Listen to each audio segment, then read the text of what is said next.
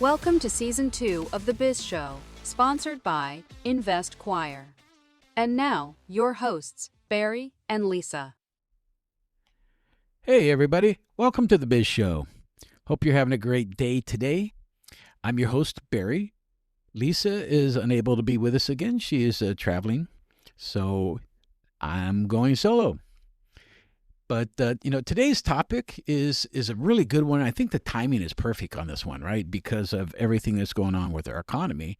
And this podcast is really about recession-proofing your business, right? And some strategies for surviving the economic uncertainty.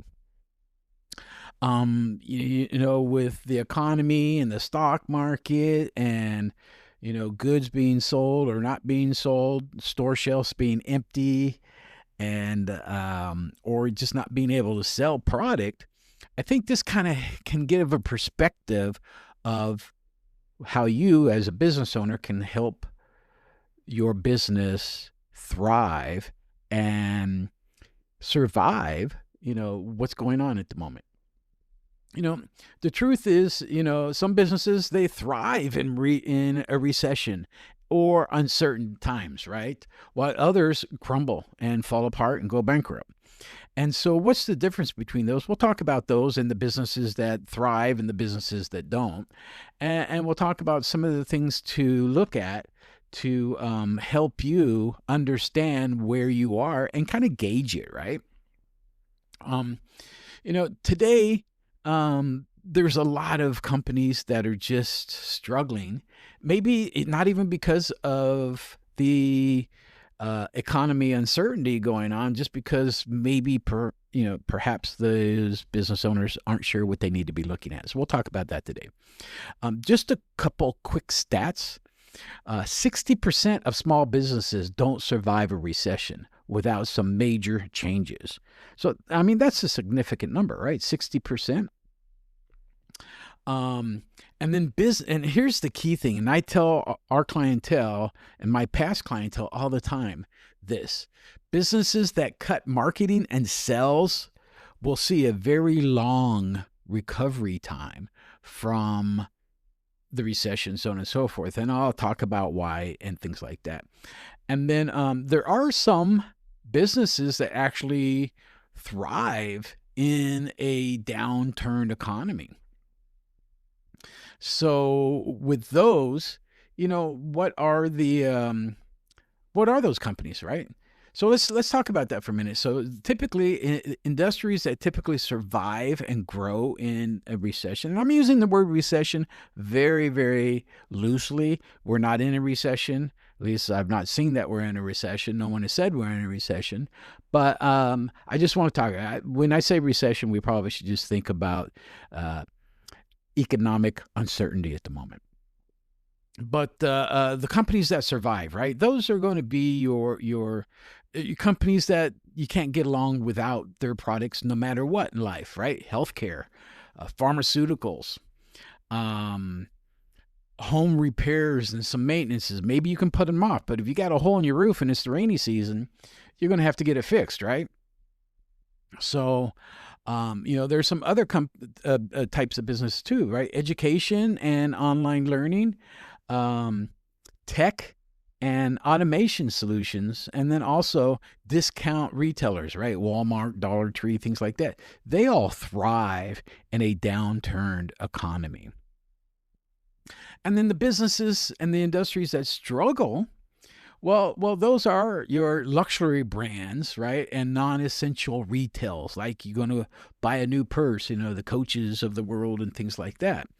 Also, restaurants, they struggle, at least high-end restaurants, right? I'm sure, the lower-end restaurants probably will do a good job, but the fast foods that you can get a meal for under $20, but, the Michelin 5 stars and the high ends where it's $200 per person per plate, they're going to struggle a little bit. And then hospitality, right? Hotels and amusement parks and things like that. People are holding on to the money. And then construction and large capital investments, right? Large capital investment being purchasing a home, purchasing a car, things like that take significant amounts of money to purchase. So, if your business isn't in I'm going to again say recession-proof industry, then you need to have some type of a plan in order to survive, right? And let's talk about what those strategies are, right? I'm going to give you 5 today, right? So, the first one is going to be strengthen your cash flow and finance reserves if you can. Second will be diversify your revenue streams if you can. Invest in marketing and customer loyalty programs.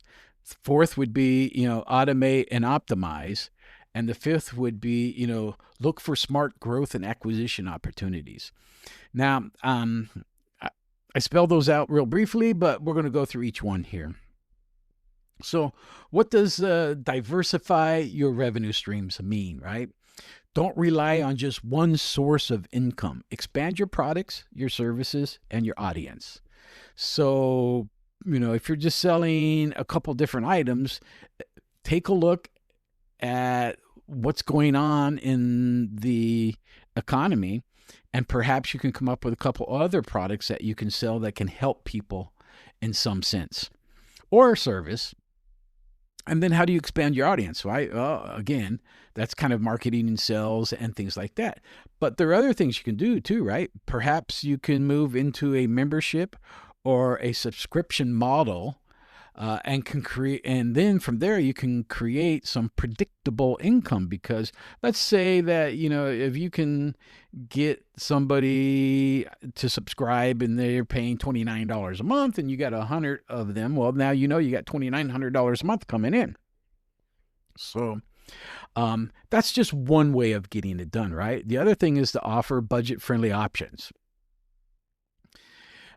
Customers, they feel the pain points, right? And the pain points, their wallet and their money.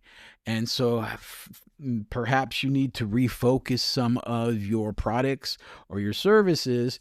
I'm not saying you necessarily need to put them on sale or discount them, but maybe you do.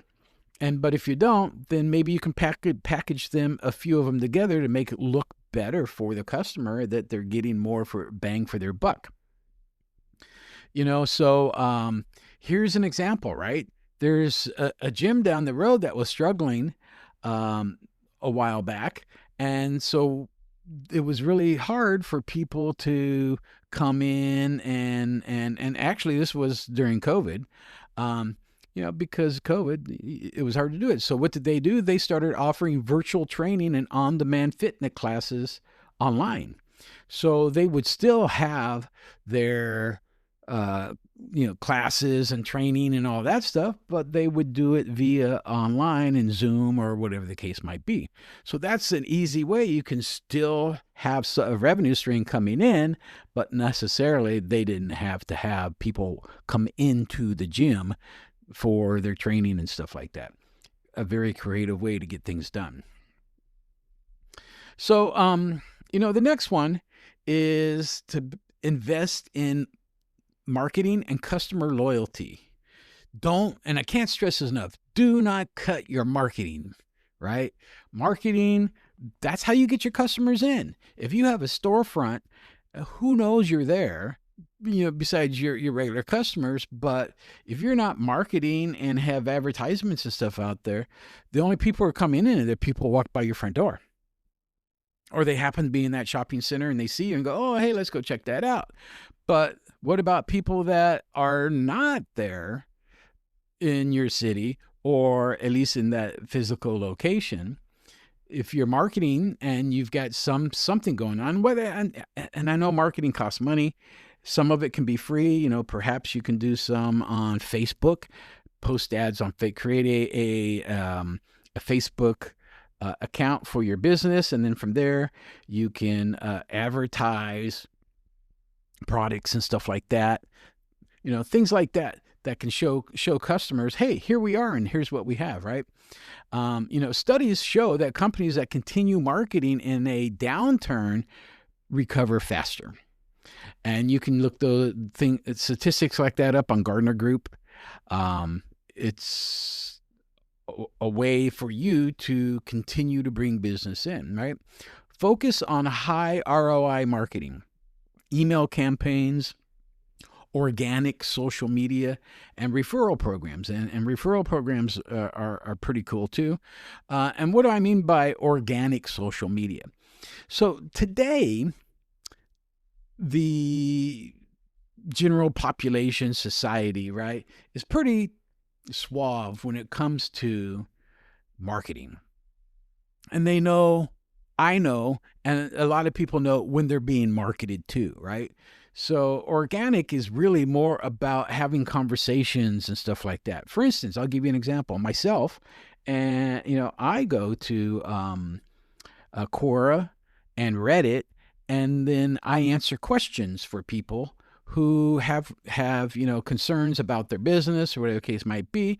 I will help and give them a little bit of advice, and then perhaps they'll use our services, perhaps they not, but nonetheless, I've helped them, and now they know about me, they know about the company and stuff like that.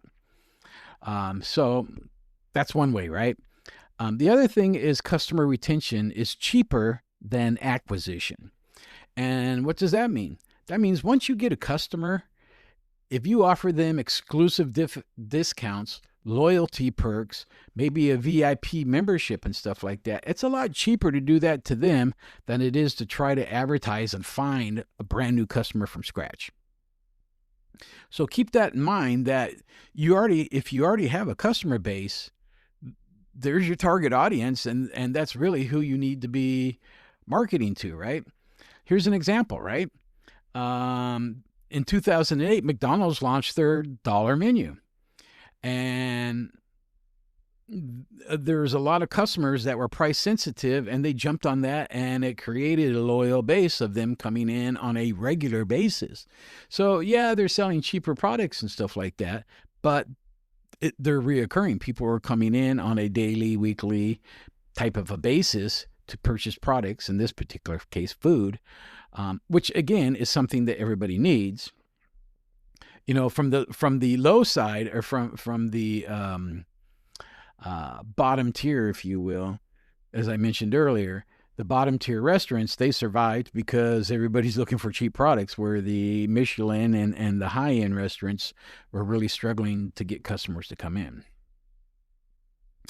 So the other piece, and the third item on this thing, is basically automate and optimize your operations. Now, how do you do that? And we've had many podcasts previously on this topic, right? About using technology to be able to cut costs, using AI. Those are all good things that can help your business as things are getting tight and stuff like that. They can help you help you save and be more cost effective. AI and automation, parts of it, you got chatbots, right? Automated scheduling, you got CRM software.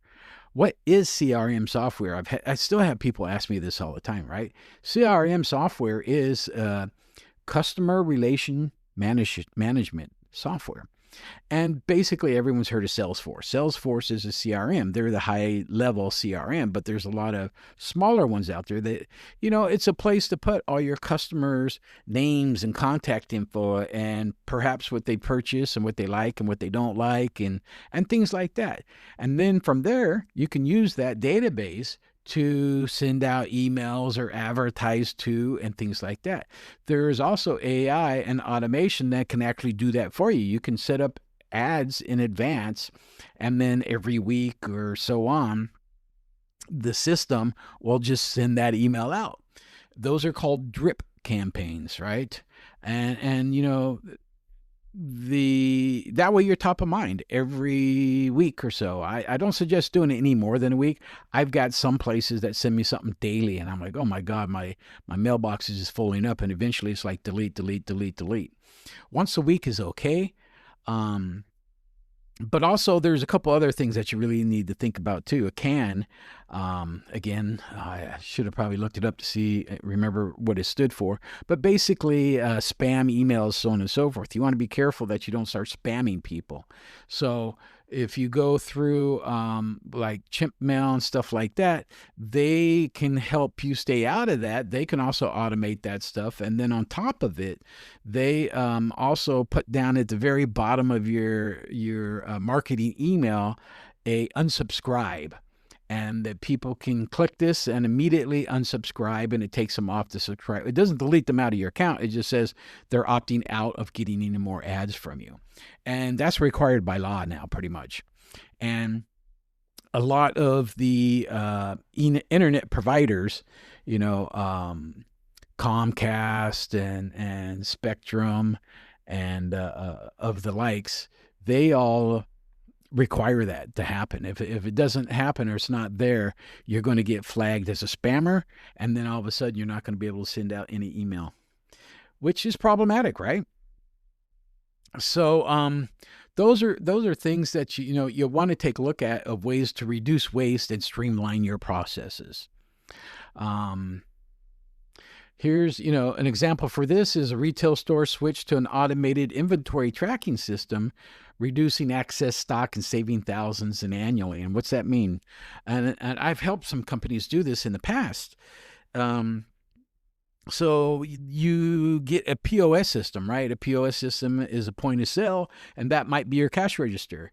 And you can actually key in the POS software how much inventory you have of a product, and then that system keeps track of what you sell, and then you can set a threshold to say, okay, I've got 20 of these. When I get down to 5, let's order 15 more, right? That way you never really run out of stock, and and necessarily it might not order for it. You might have to order it, right? Because you got the checkbook.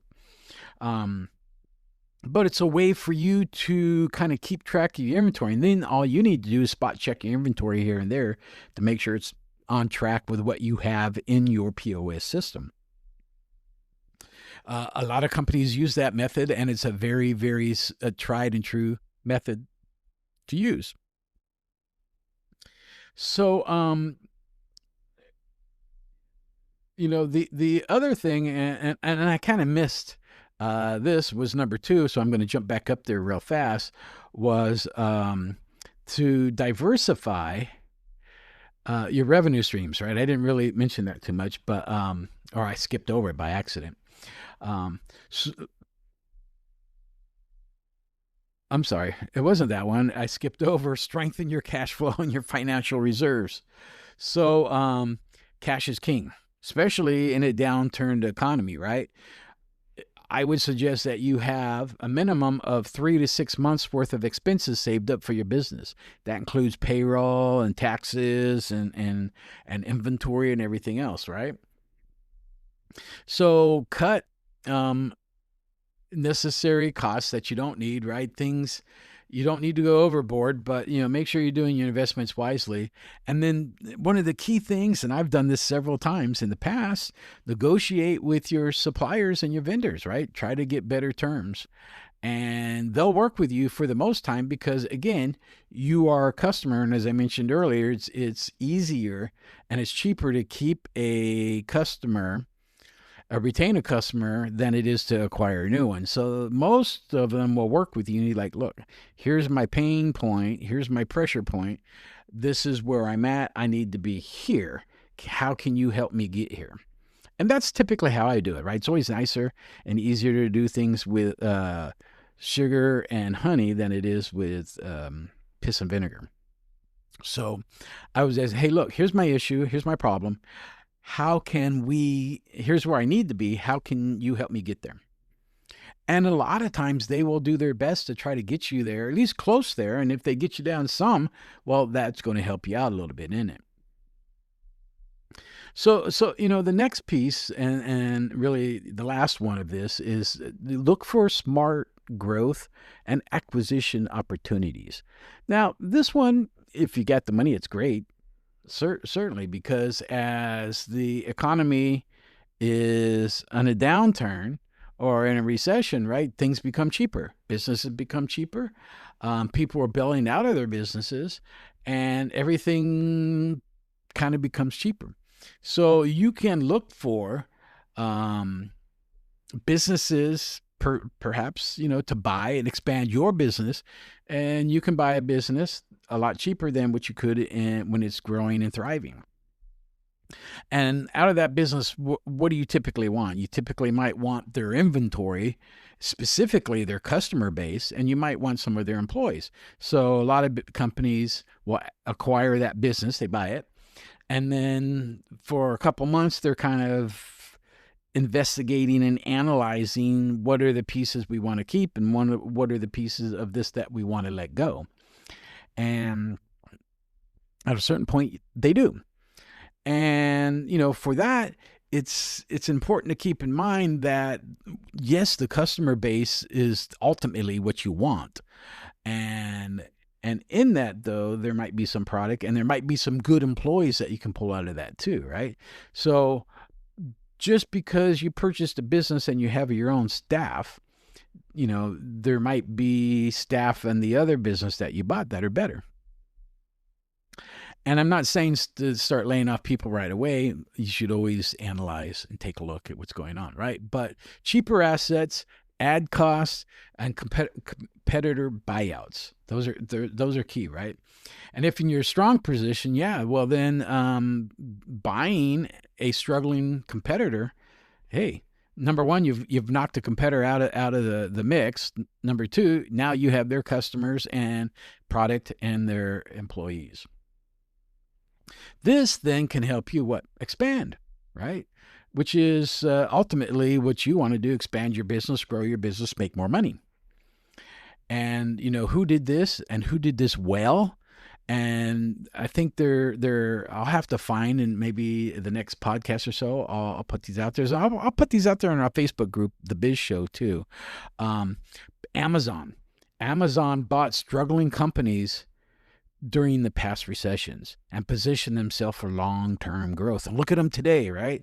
So remember when Amazon was first starting out, nobody was like, They started buying up businesses left and right that were in the same type of business that they were, so that they could expand and grow their business. And what they got their customer base, they got their products, and they got their employees.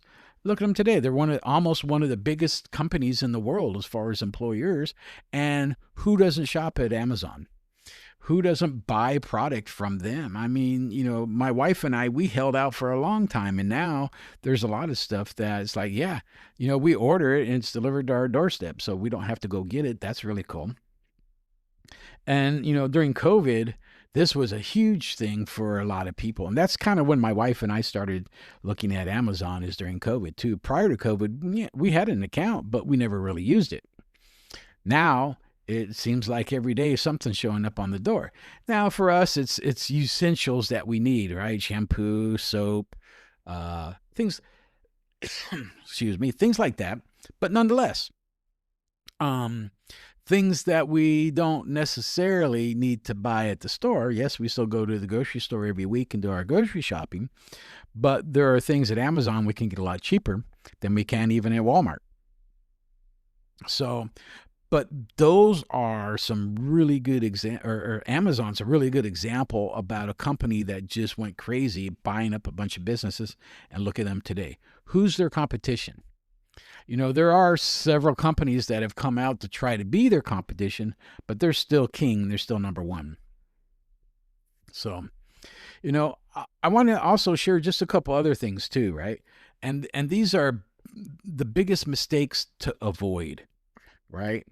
And so, again, I mentioned this already, number one, but don't slash your marketing budget too much. Right? I suggest don't slash it at all. If anything, and when that happens, I think you should increase it and advertise more so more people can see you, and then more customers will come and buy your services or your product.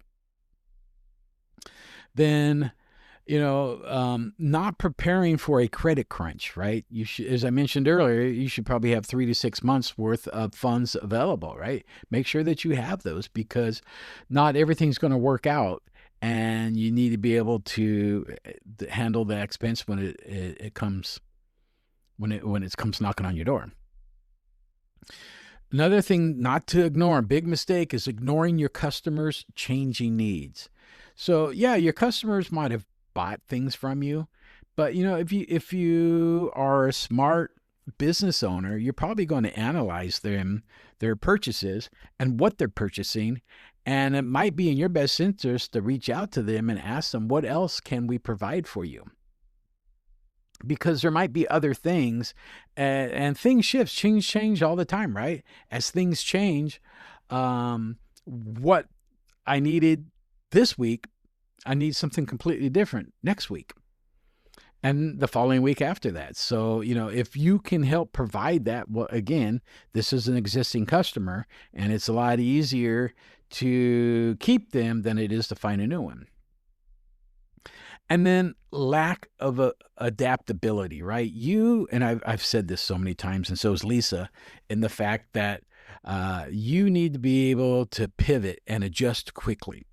And let me tell you a quick story. As many of you know, I came from GE Capital. I worked for GE Capital, back in the early 2000s, late 90s.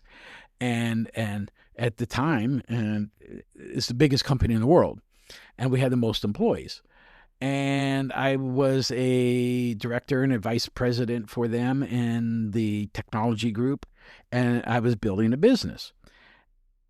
And it's really hard to have, and here's the equation I'll use, right? Think of the San Francisco Bay, and then think of GE Capital as an aircraft carrier. And here comes this aircraft carrier in to the San Francisco Bay, and all of a sudden it needs to change course and direction and head back out. It can't do it itself and alone. It needs tugboats and everything else to help turn that thing around and for it to head back out. And that's what I'm talking about, adaptability and being able to pivot. So if you're lean and you can pivot fast like a speedboat, then you can just turn right around and head right back on out really fast. And there's a book, I'll look for that one too. It's called It Isn't the Big That Eat the Small, It's the Fast That Eat the Slow. And basically that's the whole book, and the premise about that is if you can adapt and pivot quickly, perhaps you can be first to market, but even first to market doesn't necessarily mean you're going to succeed. Sometimes the people that are third or fourth to market are the ones that are the big winners. Amazon was. They weren't first to market. Microsoft wasn't first to market. So, and look at IBM, right? IBM, was the creator of the PC and the software that went with it, right? And then Microsoft came along, and then you got MS-DOS that went with that. So, and then IBM, yeah, who as far as PCs and laptops and stuff like that go, well, now it's HP, it's Dell, it's Apple. IBM is really out of the business. They pulled out of the business. They're just working on servers and stuff like that. So, things to think about. Anyways, guys, that's kind of the things that we wanted to talk about today in this podcast. As I threw I threw 5 things at you, but, again, key strategies for recession-proofing your business, right? Strengthen your cash flow, diversify your revenue streams, invest in marketing and loyal customers. Don't cut marketing, automate and optimize operations, and then look for smart growth opportunities. So with that said, I will throw some things out there. The books I talked about in our Facebook group page called The Biz Show. And as well, you can reach Lisa and myself at InvestQuire. And please hit the subscribe button. We got many, many listeners, but hardly any subscribers. So thank you guys for tuning in every week and listening to us. But it will help us when you start following and subscribe for us, then the audience can get bigger and things like that. And then we can provide more opportunities and more topics for the podcast. Okay, guys? Anyways, thank you so much, guys. Appreciate you all. You guys have a great day, and we will catch you guys next week.